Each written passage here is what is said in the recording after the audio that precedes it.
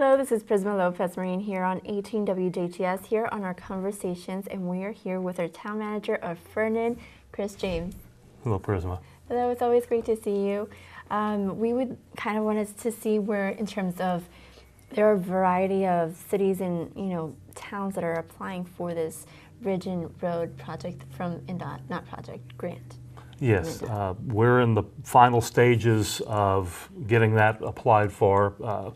Background-wise for folks, earlier this year the State General Assembly allocated LOIT money, which is an income tax that the state sort of holds in reserve, and it allows communities to have a sort of a safety valve, if you will, in case there would be a financial catastrophe of some type, that there would be money in reserve for that particular municipality, be it a town or a county or even some other tax-based entities such as libraries and such, that if they needed to access some dollars quickly, it's sort of a specialized savings account for the community.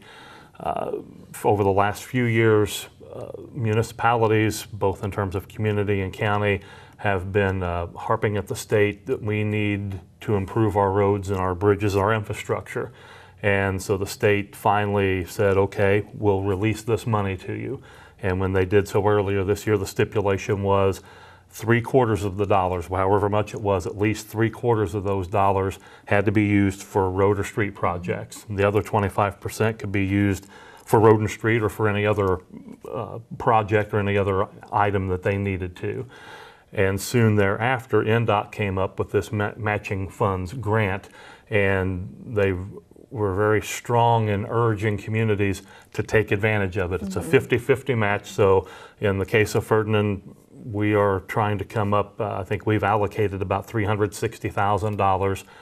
The state would then match that. So we're looking, if everything goes well, at about $720,000 that we can use for paving projects, sidewalk projects. I know one specific project would be a continual sidewalk that would lead from our 18th Street Park eventually to 5th Street and have it all connected together.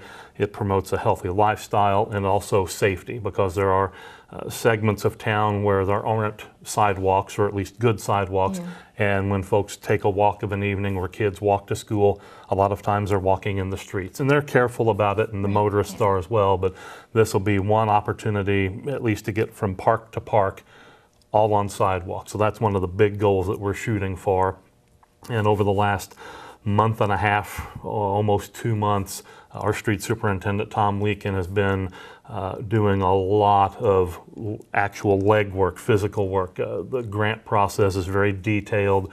You need to score all of your streets, and it literally block by block segments. How well are they holding up? And that will determine the level of continued maintenance or repair to those streets over the next 5 years, which also ties in with the asset management plan, which has to be done as part of this grant. That's right. And so all of these things come together.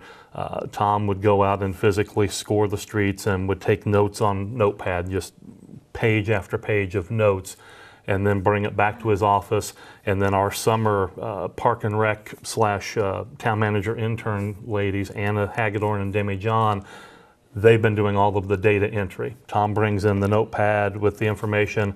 This is what I need, input it in. And they have been doing all of the keyboard work on that. And then working combination with Tom, also Ryan Ernst in our wastewater department. He's kind of our tech guy with GPS in terms of finding certain locations for items, for utilities and other things.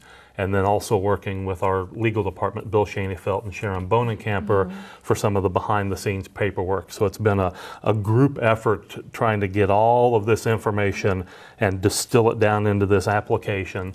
I believe it's going to be roughly 200 pages that's all submitted electronically.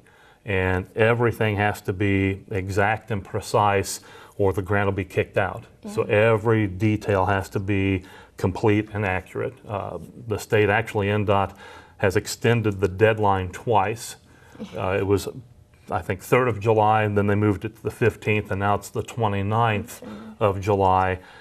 And a lot of that was feedback from the community saying, okay, you've given us this money, you want us to apply for this grant, and you've given us a window of about 4 or 5 weeks, depending on when their monies came through, to get all of this done so we could submit it. And I think the state realized, okay, let's give a little more time, otherwise it doesn't benefit anybody. We've got all this money, but we're going to make it almost impossible for you to get everything done, to get the money. So they've been workable in that respect to extend the deadline out. We've done all of our work pretty much in-house with the street department, the legal and such. Other communities have hired entities that do that work, and that's fine. And but we've been able to do it all in-house, and we're getting the final touches put on it, and it'll be submitted up to Indianapolis this week, and then we'll just await the hopefully very good news from NDOT that yes, we've been approved, and then we can then turn around and start the process of doing the projects that we have listed. And a great thing is we don't have to do them all yet this summer and fall. Ideally, we'll start. And that was something else that we've been getting some feedback from the state level. As much as possible, get things started, bring your legislators in and say, here, you've done us this favor by giving back our money, and here's what we've done with it. And have them come out after we've gotten streets paved or sidewalks constructed so they can eyeball it.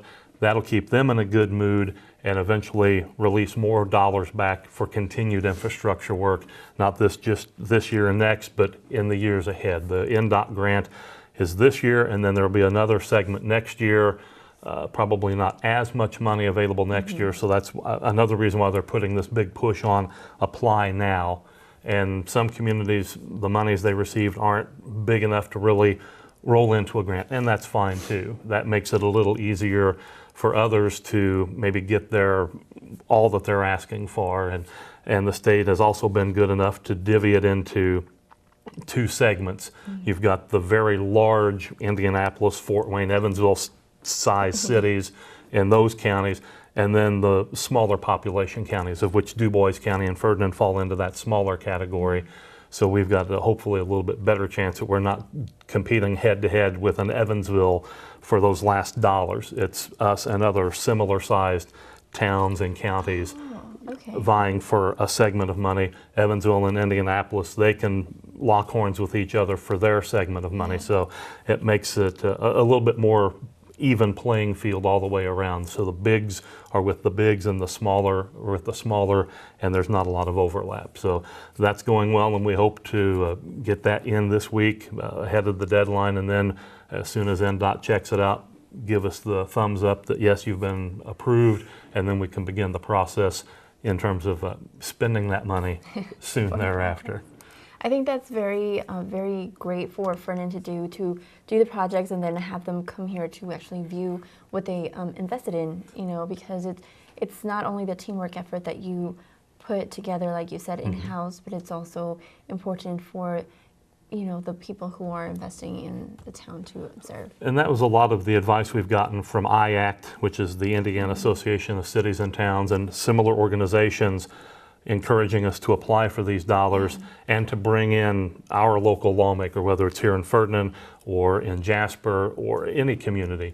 Bring in your representatives and let them know that we're not just going to put this money away and save it for a rainy day, even though it literally goes into a rainy day fund, but we're spending it now. That the State House heard us say we need dollars to upgrade our roads, and now we can bring our representatives in and say, the money you've given us, here's what we've done with it. And so they see the immediate benefit of it, and again, hopefully keep those wheels turning, that they will find ways of funding us for additional monies down the line, not just this one time, and then all of a sudden the money just sort of goes into a hold somewhere and wait for a big project, but it's being spent now. That will keep them more open to allocating dollars in the future and continue with this type of process. So that's what we're shooting for, try to keep the state happy, get us up and rolling a little bit more with our projects, keeps the community folks happy. So it's a win-win situation. Yeah, when I looked into NDOT, it said that one of their priorities is to actually go to our rural communities and understand what is really needed. obviously all communities, but there are certain areas from Indiana that should be viewed in terms of more attention-wise. Definitely, and a lot of times, not exclusively, Right. but it's the smaller communities that their needs are maybe the same as a bigger area, but they don't have the dollars available through a tax base or other things to do as much. They may be able to pave 3 or 4 or 5 sections of a street with their available budget, whereas a much larger community can go out and pave 2, 3, 4 times the amount. So it brings it again back to that level playing field, which is how the NDOT decided, okay, we've got one group of money for the smaller communities and then the other group for the bigger size. So you're not having a small town of 2,000 like Ferdinand running up against an Indianapolis and, okay, who's going to get the dollars? Indy's off to their business, we're off to our side, and it keeps it as even as possible. And with the number of communities applying, I feel good about our chances, and I know that Tom and Anna and Demi and Bill and Sharon, they've all been doing just yeoman's work, getting everything prepped and have it ready to go, submit it to NDOT, and again, hopefully get that blessing from the state, say you're good to go, and then we can start the process of paving some of our normal part of what was going to be paved this year, but expand that out with the sidewalks and some other paving projects as well, and use those dollars to the best of our abilities. Yeah, and like you said, it does bring that quality of life in terms of making it more accessible for that sidewalk to bring from the park to the other area. So yes, it benefits everyone, exactly, all the way around, the youth and the older and everybody in between, whether it's again just going from one park to the other, or for kids walking to school, or at least to a section of school, because part of our community campus with the park and the community center and library and the Y, Forest Park High School is kind of up on the top of that hill. So you can access the trail from the sidewalk and get up to school, and it keeps everybody in as safe a fashion as possible when they're foot traffic wise. Well, we look forward to hearing from Ferdinand to see what became the outcome of applying for this grant, and I think it's a great opportunity. I'm glad that variety of towns in terms of Du Bois County are applying for this, because I think it's very necessary. I hope to give you good news the next time we visit, definitely, if not sooner. Absolutely. Thank you for joining us always on our conversations with you. Thank you, Prisma. Appreciate it. Thank you for joining us here on our Conversations on Monday.